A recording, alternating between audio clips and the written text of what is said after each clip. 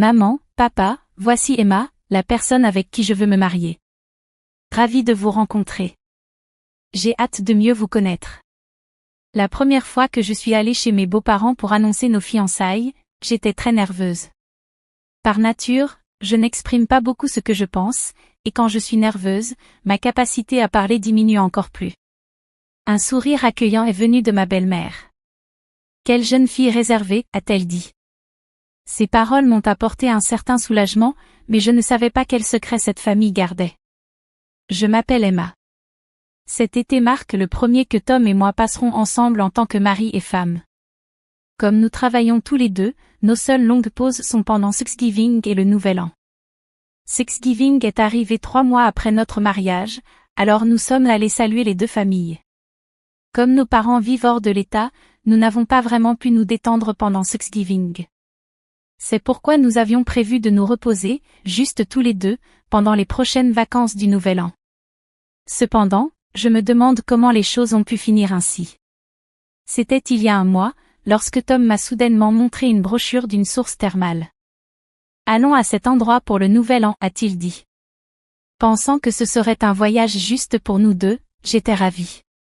Des sources thermales. Ça fait longtemps que nous n'avons pas fait un voyage juste tous les deux. Tu as fait la réservation? Mais ma joie s'est transformée en déception en un instant. Cette auberge est gérée par un parent. Mes parents y vont, alors ils ont dit que nous devrions les rejoindre, et ils ont fait la réservation. Que veux-tu dire? Ce sera donc un voyage avec tes parents et nous deux, 4 en tout?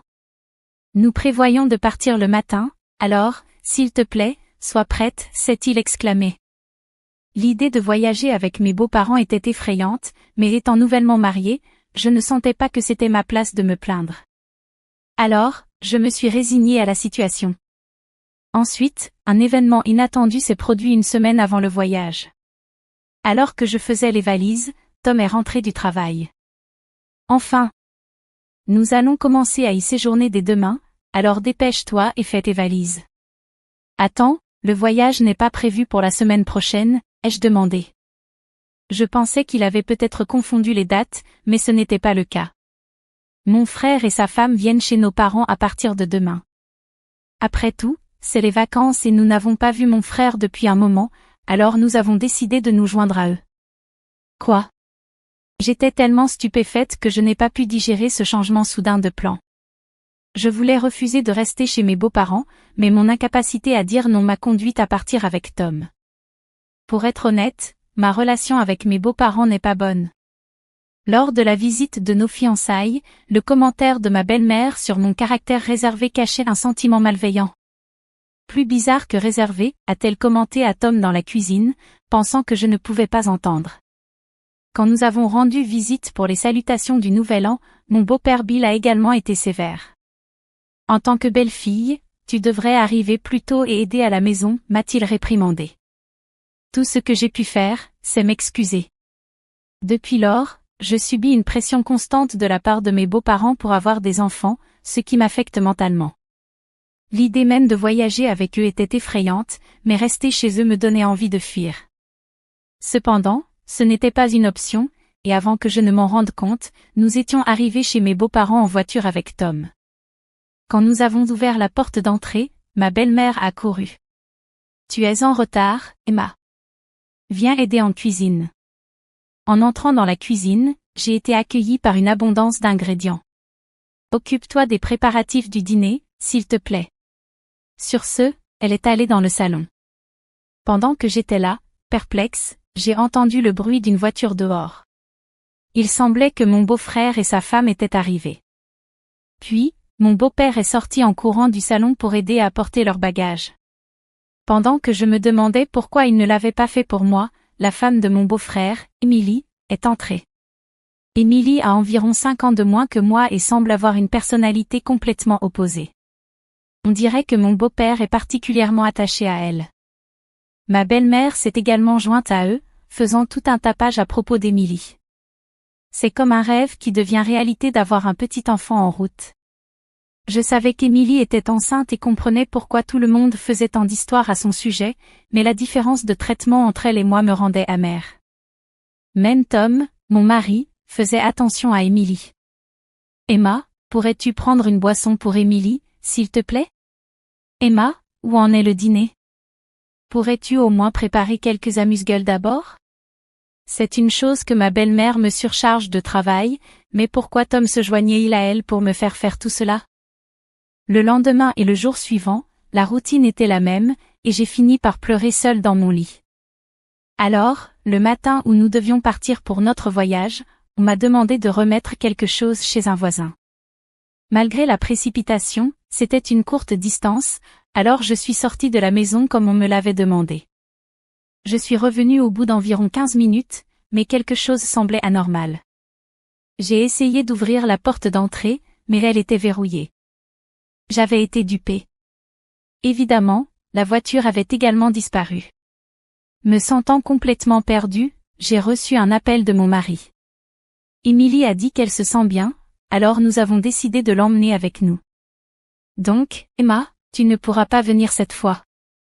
J'avais entendu dire qu'Emily et son mari ne partiraient pas en voyage parce qu'elle était enceinte, mais apparemment, comme elle se sentait bien, ils avaient décidé de l'emmener à ma place. Je ne savais pas si c'était une décision soudaine ou si cela avait été planifié depuis le début. Peut-être essaie-t-il de pousser une épouse indésirable vers le divorce. À ce moment-là, quelque chose en moi s'est brisé, et je me suis retrouvée à sourire plus que je n'aurais jamais pensé possible. Vraiment? Passez un bon voyage, ai-je répondu. Tom semblait un peu confus au téléphone. Il s'attendait probablement à ce que je pleure ou que je m'accroche à lui. Nous couvrons les frais d'hébergement, donc je vais utiliser la carte de crédit habituelle. Je gardai mon sourire en répondant, d'accord, compris. Et maintenant, que faire? J'avais mes objets de valeur avec moi quand je suis sortie de la maison, donc je pouvais revenir seule, mais l'idée de simplement rentrer était frustrante. Alors que j'étais devant la porte d'entrée à réfléchir à ma prochaine action, quelqu'un m'a appelé par derrière. Vous n'êtes pas l'épouse de cette maison? C'était Lily du quartier, connue pour être bavarde. Elle m'avait parlé lors de mon premier jour ici alors que je nettoyais la cour.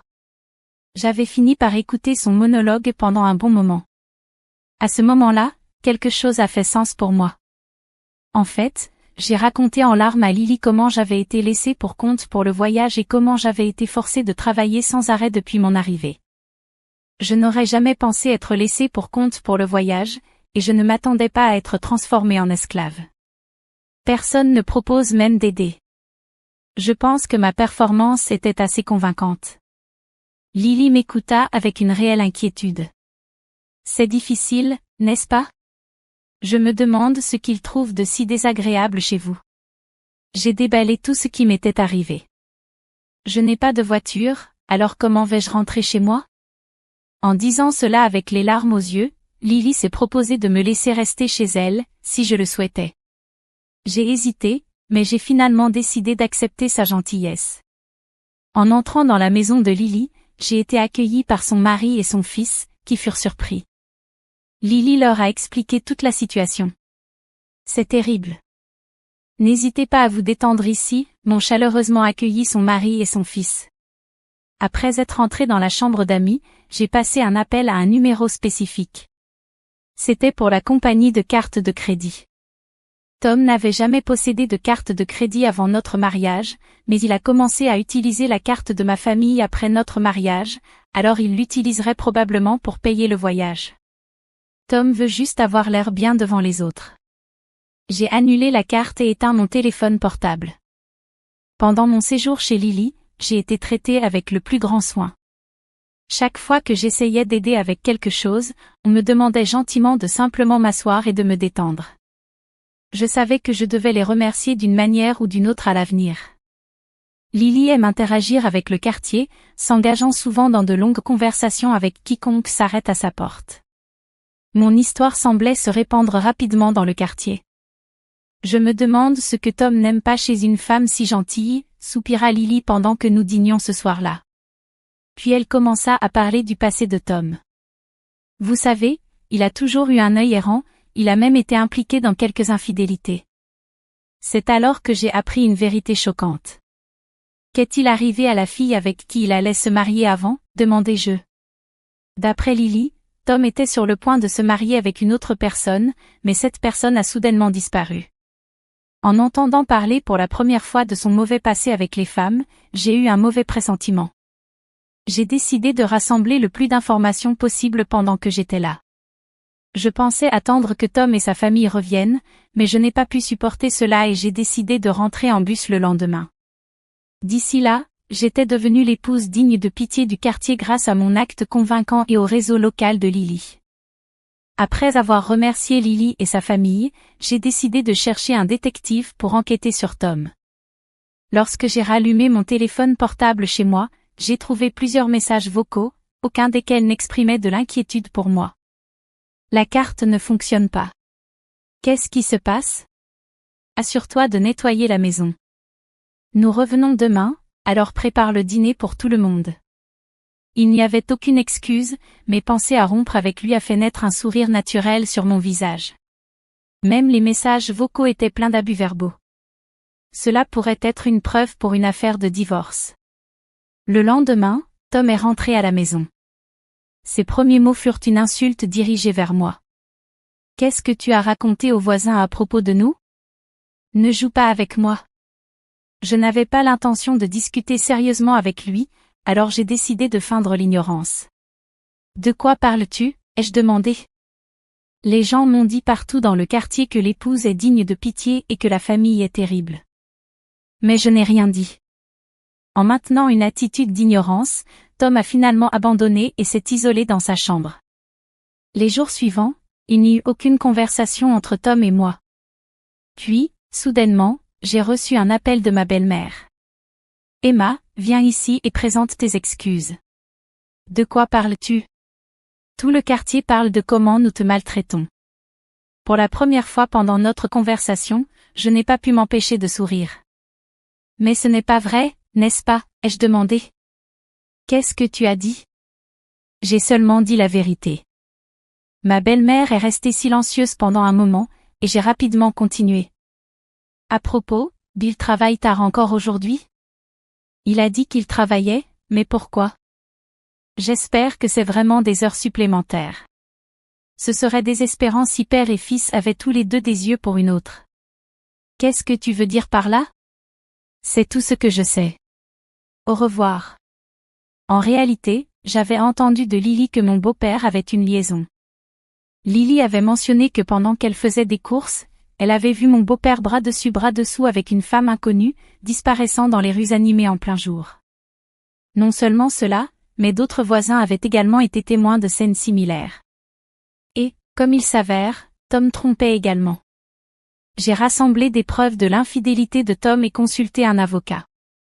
Après le début du processus de divorce et lorsque j'étais sur le point de quitter la maison, Tom m'a appelé en revenant du travail. Et, mes affaires ont disparu. Qu'est-ce qui se passe ? Tu vas recevoir un courrier recommandé bientôt, alors vérifie cela. Quoi ? J'ai été idiot de me marier avec quelqu'un comme toi, répliqua Théil. Il semble que Tom ait compris ce qui se passait. Emma, tu dois te tromper. Je t'aime seulement. Son soudain affolement était compréhensible. Il était clair que la vie deviendrait difficile pour Tom sans mes revenus, surtout parce qu'il affirmait envoyer $400 par mois à ses parents, ce qui s'est révélé être un mensonge. En réalité, c'était une pension alimentaire. Il était enfin temps de le confronter. Qu'est-ce que c'est que cette histoire de fils adoré ? Tu m'as menti et tu m'as trompé avec une autre femme aussi. Comment as-tu pu faire une chose pareille ? Ce n'est pas comme ça, Emma. L'excuse classique d'un traître. Pathétique. Et penser que tu es partie en voyage pour rencontrer ton fils, me laissant chez tes parents. Rencontrer ton fils adoré et sa mère, oui, c'était le véritable but du voyage de Tom. Il avait arrangé pour rencontrer son propre fils séparément de la famille pendant le voyage. Savoir cette vérité a été choquant, mais cela a solidifié ma décision de divorcer. Initialement, j'avais été attirée par la personnalité extravertie de Tom, qui complétait ma nature introvertie. Je pensais pouvoir ignorer une infidélité ou deux par peur de rester seule après le divorce, mais c'était trop irrespectueux. Enfin, je me suis réveillée à la réalité. Bien sûr, je divorce de toi. À partir de maintenant, tu devras te débrouiller avec tes propres revenus pour payer la pension alimentaire de ton fils caché. La partenaire de Tom dans l'affaire s'est avérée être une serveuse dans un café que nous fréquentions. L'idée de les voir rire de moi ensemble pendant que j'étais là-bas me met aussi en colère. J'ai exigé le remboursement des nombreux coups utilisés sur ma carte de crédit. Tom avait dépensé beaucoup d'argent pour son affaire avec ma carte de crédit. L'affaire de Tom est devenue connue sur son lieu de travail, entraînant son licenciement en raison des regards jugeants de ses collègues. Il a fini par retourner chez ses parents, vivant d'un emploi à temps partiel. L'affaire a également causé des discordes entre mes beaux-parents, aiguisant les relations familiales. Mon beau-frère et sa femme ont décidé de couper les ponts. Bien que je ne me sois jamais bien entendue avec eux, Émilie a pris contact pour s'excuser après le divorce.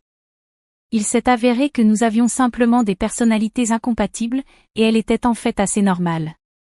Elle avait également été entraînée à contre-ségur dans ce voyage. J'ai été soulagée d'apprendre que son bébé était né en bonne santé. Quant aux parents de Tom, ils ont fini par vendre leur maison et ont déménagé dans un appartement. Avec l'argent, ils ont remboursé ma carte de crédit d'un coup. Ma belle-mère, qui n'avait jamais travaillé auparavant, a commencé un travail à temps partiel, mais apparemment, elle a eu du mal à cause de sa personnalité. Mon beau-père était encore plus absent de la maison, avec son emplacement inconnu. Tom a eu des difficultés à trouver un emploi, le réseau rural peut être étonnamment étendu. Toutes ces informations venaient des personnes vivant près de la maison des parents de Tom. J'ai appris tout cela lorsque j'ai rendu visite à Lily pour la remercier à nouveau après que ma vie se soit stabilisée après le divorce. C'est alors que j'ai découvert que la famille de Tom avait déménagé, et Lily a mentionné quelque chose de surprenant. Mon fils aimerait avoir une conversation avec toi, Emma. Te dérangerait-il de le contacter si tu es intéressée? Son fils semblait être une personne calme et gentille. Initialement réticente, j'ai décidé de prendre le risque et de le contacter, pensant que cela pourrait être le destin. Après avoir discuté, nous nous entendions très bien et avons poursuivi une relation à distance, qui a conduit au mariage 2 ans plus tard. J'ai appris à l'aimer et je savais qu'il ne me trahirait jamais. Lily est devenue ma belle-mère. Notre famille de 3 est heureuse maintenant que nous avons une fille de 2 ans. Notre fille est aimée par ses nouveaux grands-parents, et ils me traitent avec amour. C'était une étrange coïncidence du destin, mais peut-être que c'était ce qui était prévu. Ce test m'a renforcée et je suis reconnaissante pour tout ce qui s'est passé.